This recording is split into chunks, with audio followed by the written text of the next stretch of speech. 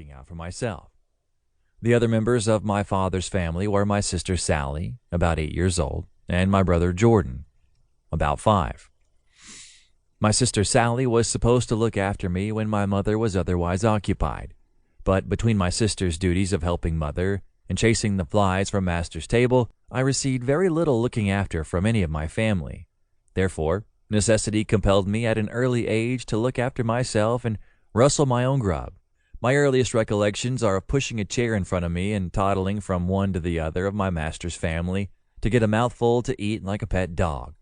And later on, as I became older, making raids on the garden to satisfy my hunger, much to the damage of the young onions, watermelons, turnips, sweet potatoes, and other things I could find to eat.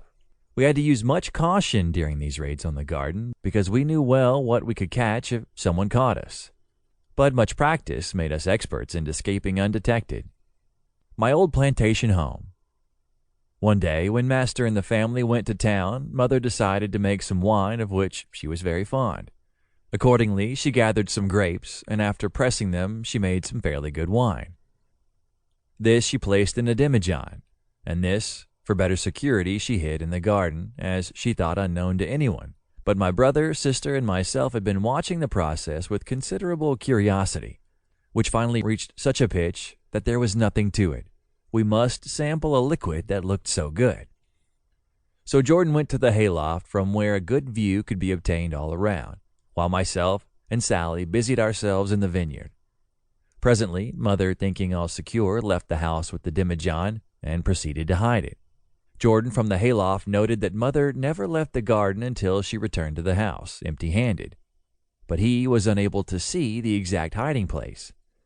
It was several days later, while passing through the garden, that we ran across the lost demijohn.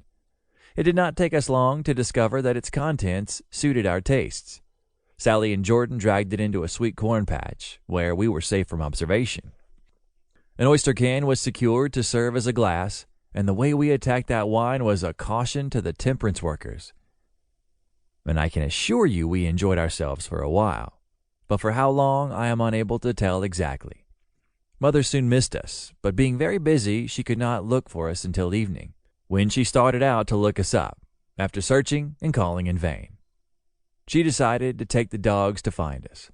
With their aid, we were soon located, lying in the sweet corn, dead drunk, while the demijohn, quite empty, bottom side up, stared at Mother with a reproachful stare, and the oyster can which it served up and took me to the house, and let Sally and Jordan lie in nearby, bearing mute witness against us. Mother picked me up and took me to the house, and let Sally and Jordan lie in the sweet corn all night to dwell on the events. Immediately preceding our return to consciousness is a painful subject to me, as it was exceedingly painful then.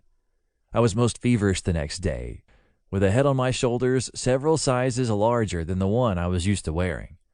Sally and Jordan were enjoying about the same health as myself, but the state of our health did not exempt us from Mother's wrath.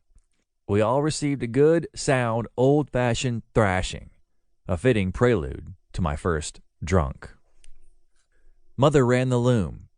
I suppose I acquired the taste for strong drink on this occasion. Be that as it may, the fact remains that I could outdrink any man I ever met in the cattle country. I could drink large quantities of the fiery stuff they called whiskey on the range, without it affecting me in any way. But I've never been downright drunk since that time in the sweet corn patch. Our plantation was situated in the heart of the Black Belt of the South, and on the plantations all around us were thousands of slaves, all engaged in garnering the dollars that kept up the so-called aristocracy of the South. Many of the proud old families owed their standing and wealth to the toil and sweat of the black man's brow, where if they had to pay the regular rate of wages to hire laborers to cultivate their large estates, their wealth would not have amounted to a third of what it was.